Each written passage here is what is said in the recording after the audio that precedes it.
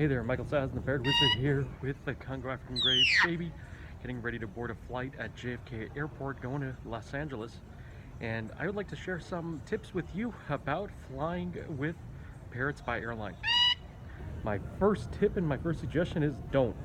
If you don't need to, I wouldn't recommend doing it. If you're just going on vacation, you're thinking of taking your bird along with you, you have some options, you might board your bird or you might drive, well, avoid the airline travel unless it's necessary. Save it for things like moving to a new house, moving the bird to a new location, or some really important trip where you gotta have the bird with you or you really have no alternative. Bird's going to be much safer and better off at home and spare you the frustration of going through the difficulties of going through the airport. My next suggestion is do your research in advance and make sure you look specifically for the flight and the location you're going.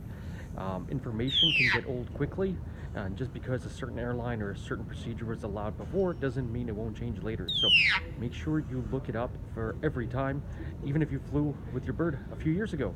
And things can be different again now and again in the future. So definitely research taking your bird in the cabin every flight you do, because the rules change very quickly.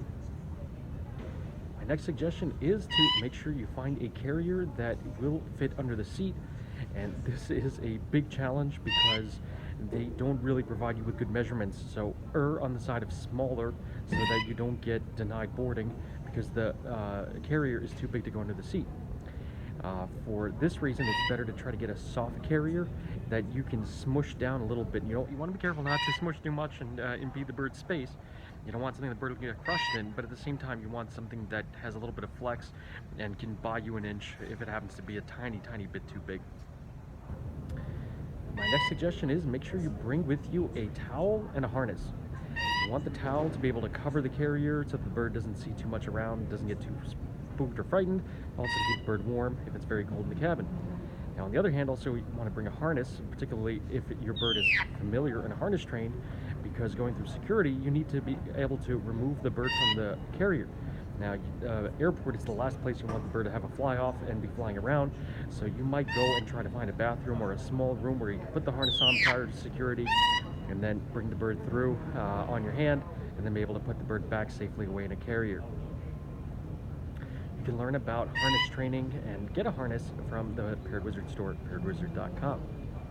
Now, on this particular flight, TSA destroyed my carrier. They literally crushed it and broke pieces off, taped a piece back on, and I'm just holding on, hoping that it holds on just long enough to make it through my flight and then deal with this at the end when I get there.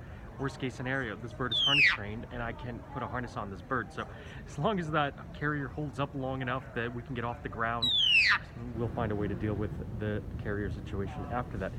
But if you have a bird that's not harness trained and is flighted and can end up being all over the place, do think about having some kind of backup plan if anything were to happen to your carrier. So let me know in the comments if you've traveled with your Parrot by Airline, or what accommodations or alternatives you plan to avoid having to take your Parrot by Airline. Leave a comment and check out lots of Parrot Wizard videos with advice and tips on taking better care of your bird at parrotwizard.com. See you next time.